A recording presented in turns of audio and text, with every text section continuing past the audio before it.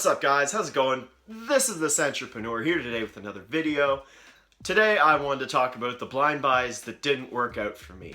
I've got 5 and an honorable mention. I did a video on the ones that did recently. Fair warning, that list is going to be a lot more exciting than this one. I have sold off 4 on this list, so anyway, bear that in mind. These are ones that I bought into the hype, or I just assumed that they would be good, and I went threw my money at them, and they didn't work out. So, oh well. Anyway guys, before we jump into this list, I do have one honorable mention. This is one that I'm not too upset about. It's not a big deal, but all the same, I kind of wish I didn't have it. It's Azzaro Chrome. Now this is a fine fragrance. It's just a fresh, yeah, it's just fresh to me. Like a metallic-y sort of fresh, as the name would suggest. Now, I bought this one because I thought it looked kind of cool, and I saw a lot of collection videos that had chrome in it, and I was like, alright, I'm gonna get chrome for my collection. And I never really liked it that much. I've never worn it that much. It doesn't blow my mind by any means. But I'm not gonna get rid of it just because I think I'll be using it as a gym scent at some point. Anyway, for that reason, Azzaro Chrome is just at the honorable mention. Into the list now. This is the last one that I have a bottle of. I've talked about it in the past. I've talked about how I wish I didn't have it in the past. It's from Rochas, and it's Rochas Man. Now, this one smells very much like a latte for me. Like, I get a lot of coffee and vanilla and a bit of lavender and a little bit of chocolate. That sounds good, doesn't it? And that's what I thought. I'd smelled New Harlem a couple of years ago, and I wanted a cheaper version. So I heard about Rochas Man. I blind bought it. It's like, meh. Never wore it. Always thought it was just okay. And now New Harlem has really grown on me. Same with Mugler Pure Tonka, and I'd like to own one of them. But Rochas Man's getting in my way from buying them because I'm like, well, you've already got Rochas Man. Why would you go out and buy them? But I like them more. But you've got Rochas Man. Anyway, so I'm giving this to a friend, and that'll be that. I can move on, pick up one of those fragrances that I really enjoy. Now guys, my top 4 are a lot more exciting. Unfortunately, I don't have the bottles as I've sold them all. But anyway, without further ado, let's just hop in. Number 4, this is one that when I started getting into fragrances, Dog was one of the guys that I watched a lot of, and he was hyping the vintage version of this one. So anyway, before I keep going, let me just get the name out there, and it's from Express, and it's Reserve.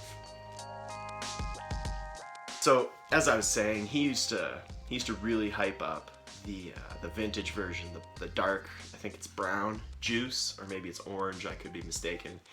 And anyway, I went to Express. I had a little bit of money left at the end of my my first trip into America, and I was like, well, let's just buy this one and see how it turns out. I know it's not the vintage, but I ended up buying the clear juice, the reformulation. It's nothing special at all. I think it was it was definitely a boozy fragrance, and it was just so not great that it blew my mind, if that makes sense. I had the option to buy that or A&F Fierce, and I really wish I bought Fierce because I like it. And oh well, it happens. I shouldn't have bought that one, but I did. Luckily it's gone now. Anyway guys, number 3, another one I no longer have.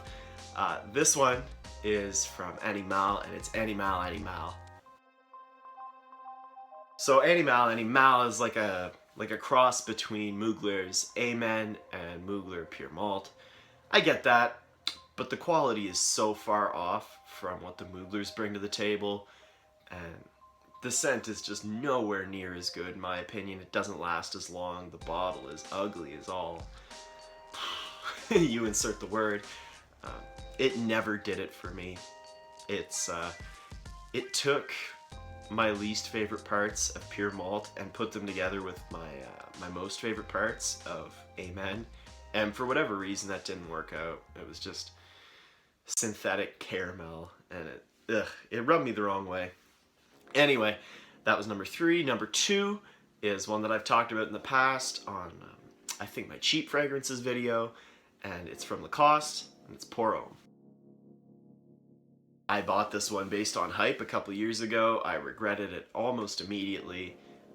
It's not worth the money for me at all. It's overly sweet. I got that plum, very synthetic to my nose. It very much smelled like a gray plum, if that makes sense. Not a rotting plum, but like a gray plum, because that makes a lot of sense. I never liked it. It performed quite well, but it's just overly sweet and kind of made me nauseous. I'm glad I got rid of that one anyway. So my number 1, guys, I haven't talked about it yet. Any of you who have been following me for a long time probably know what it is, because I did a review on it very, very soon into my fragrance, my YouTube fragrance journey. It's from Rasasi, and it's called Tasmeem. This is one I bought based on the hype. I think it was 2, maybe a little more years ago. Completely regretted doing that pretty well as soon as I bought it. When I first bought it, I thought it was okay. It's a Tonka vanilla. I think I got a little bit of citrus. I shipped it out a couple months ago, so I am going off memory here. But it made me sick. Pretty much the second time I put it on, it made me sick. And like, not just like, ugh, I don't want to wear this. It made me nauseous. Like, ugh, I feel like vomiting. So, oh man, I bought into the hype. It was supposed to be like the next big thing, sort of, and it just, I don't think it ever caught on really, especially not with me though. I'm very glad that I got that thing out of my closet, because, like I said, made me sick, disgusting, to me anyway.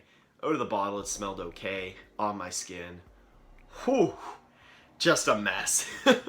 Anyway, guys, that's been my video of blind buys that didn't go quite so well for me. None of these really shook me to my core. I haven't blind bought a niche fragrance yet.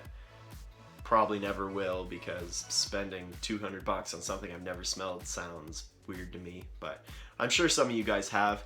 Let me know down in the comments, what are some blind buys that kind of fell through for you guys, and maybe you sold them, maybe you wish you didn't do it, maybe it's just a cool bottle sitting on your shelf now. Anyway, it'd be cool to hear that. So guys, this has been my video. If you like this, please subscribe down below. There's new content coming out all the time. Also, don't forget to toss me a big thumbs up for the video. That'd be sweet. And hopefully I'll see you around for the next one. Have a great day, man.